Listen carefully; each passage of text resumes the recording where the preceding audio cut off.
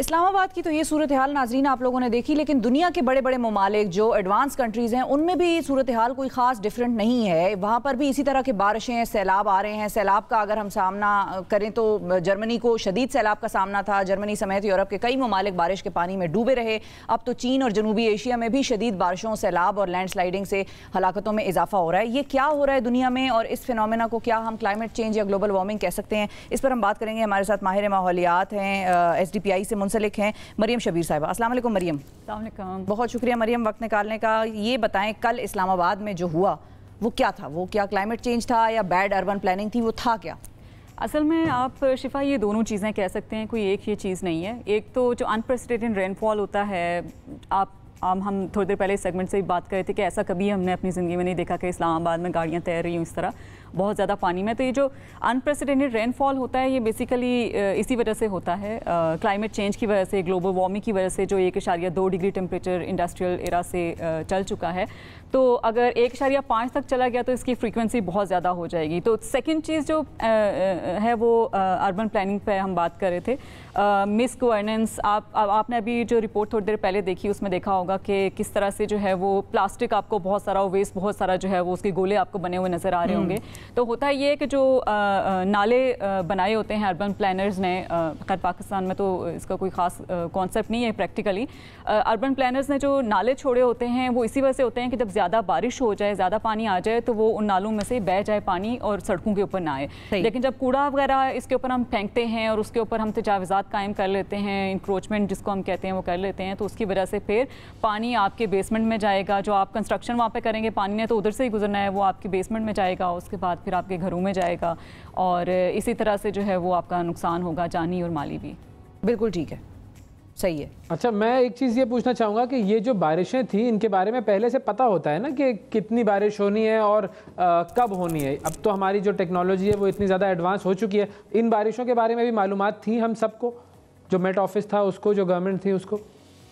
جی بالکل. آپ meat office کو دیکھیں، ان کی پراپر ویب سائٹ ہے. اس کے علاوہ مجھے خود بھی NDMA کے بھی SMS سروس بھی ہے، وہ بھی آتے ہیں. اب اسلام آباد جیسا علاقہ کوئی بہت ریموٹ ایریا نہیں ہے ہم جہاں کہیں کہ دیہاتی علاقوں میں جیسے فون سروس اور یہ وہ سب کٹ آف ہو جاتا ہے. تو یہ وارننگ آپ کو آتی تو ہے، لیکن پرابلم یہ ہوتی ہے کہ اگر وارننگ آ بھی جائے تو آپ کیا کر سکتے ہیں؟ جیسے کل اسلام آباد میں ہوا تو آف کورس ان کے پاس یہ ایک پرٹیکولر ایک علاقے میں ایک چھوٹا سا جو علاقہ تھا جس میں یہ اتنی تباہی ہوئی ہے، اس علاقے میں ایک پرٹیکولر تو آپ نہیں بتا سکتے کہ یہاں پہ زیادہ پانی جمع ہوگا. وہ تو آپ اگر بلاک کریں نالا تو وہاں پہ زیادہ آ جائے گا.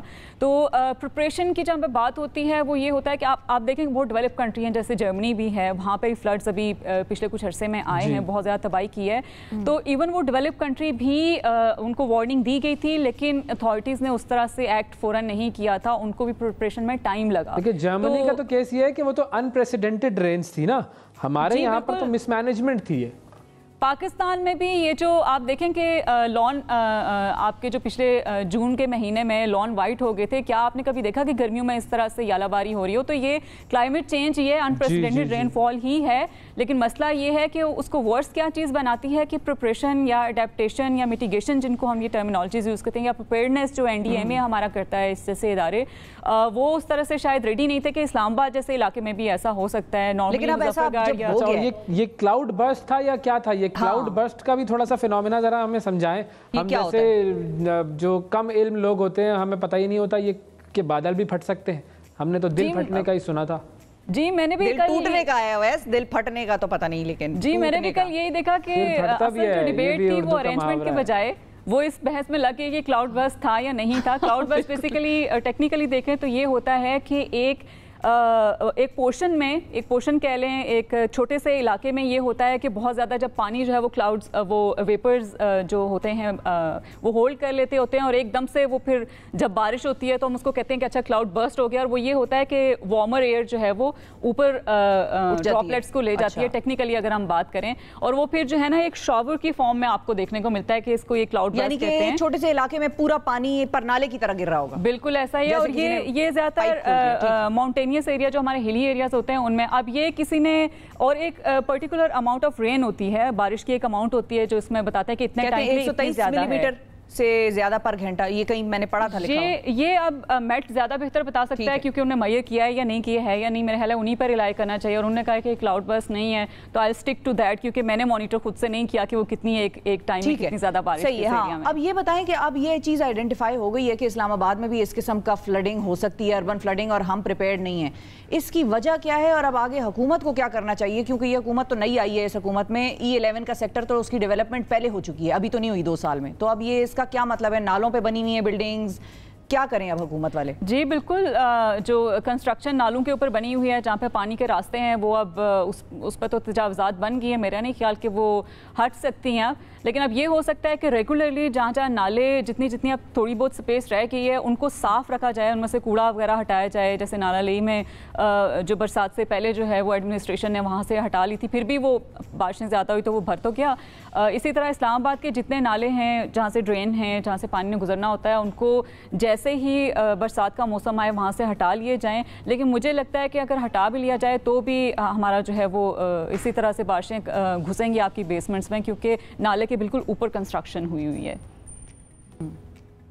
بالکل صحیح. بس سب سے پہلے تو یہ وہی مس مینجمنٹ ہو گئی جس کو دور کرنا ہے نا, کہ آپ نے اگر اس طریقے سے ٹاؤن پلاننگ ہی صحیح طریقے سے نہیں کی اور غیر قانونی تجاوزات اگر آپ بناتے رہیں گے اور اس کے اوپر پیسے کماتے رہیں گے تو بس پھر یہی حال ہوگا. مجھے یہ بتائیے گا کہ کیا اب ہم آنے والے سالوں میں مزید ورس ویدر کنڈیشنز دیکھیں گے؟ جی بالکل, جو کلائمیٹ ایکسپرٹ ہیں وہ تو اور جو ریسرچز ہیں IPCC وغیرہ کی, وہ یہی کہتے ہیں کہ ہمیں جو ہے وہ ادھر تک ہی پوری دنیا کو مل کے لمٹ کرنا ہوگا ٹیمپریچر کو, جو جتنا بڑھ چکا ہے 1.2%.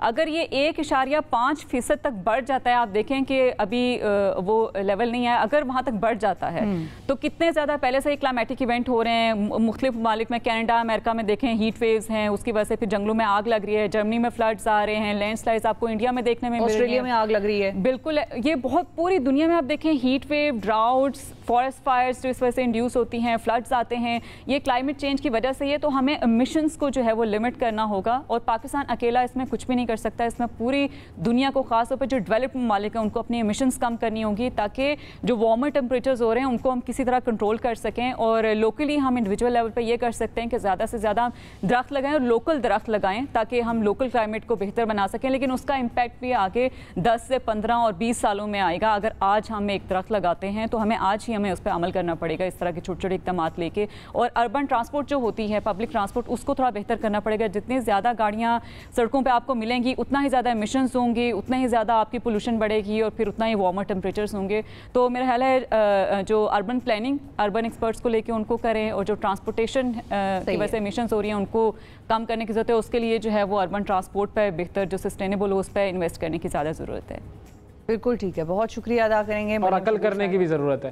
عقل کرنے کی بھی ضرورت ہے. Thank you Maryam for joining اس. بڑا امپورٹنٹ یہ ٹاپک تھا, اور ہم وقتاً فوقتاً آپ کو انوائرمنٹ کے حوالے سے اور بھی ذرا تنگ کرتے رہیں گے. لیکن یہ آپ کا بھی فرض ہے, ہمارا بھی فرض ہے کہ لوگوں کو آگاہ کریں کہ بھئی کلائمیٹ چینج کس طرح سے ہماری زندگیوں کو متاثر کرے گا آنے والے سالوں میں.